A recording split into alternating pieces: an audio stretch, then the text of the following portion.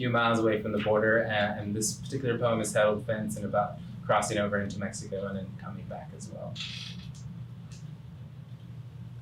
We weren't exactly tourists anymore,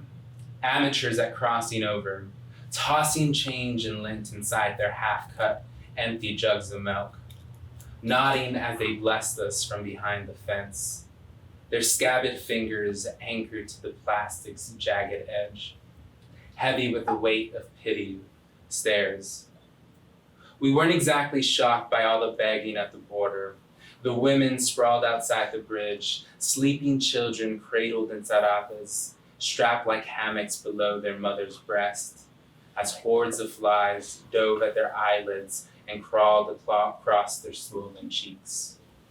As sad as the scene was supposed to be, I still had fun feeding quarters down the slot, swinging past the metal arms, the rattle from the turnstile louder than pennies dancing inside a can.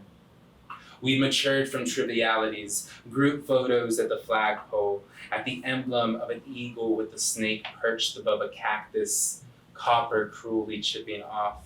a metaphor for the landscape of this country.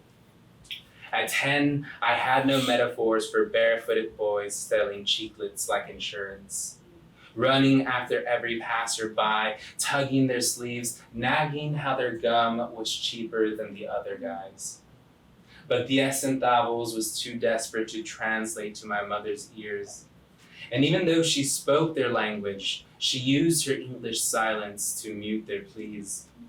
Those shouts for discount pharmaceuticals, healing herbs and Freon, strings of garlic and street-side taco stands drenched in spices I had never smelled.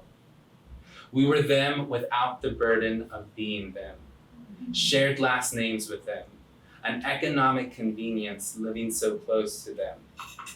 But when my mother tugged me closer to her waist, clenched the collar of my white and sweaty shirt,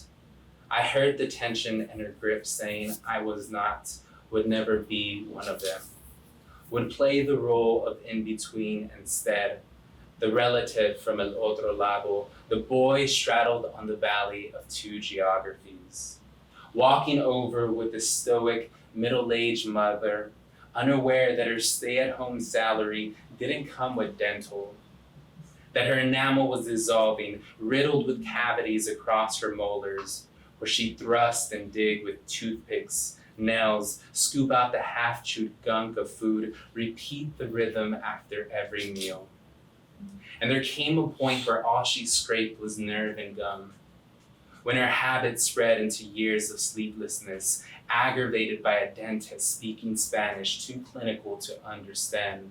drilling, talking, drilling, pausing, yanking out the reasons why we made our trip, those weekend afternoons crossing back high on anesthesia and lobby candy,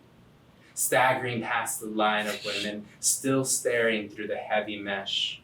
and still melting alongside the shadeless pavement, wondering, I imagine, how our sloppy smiles tasted.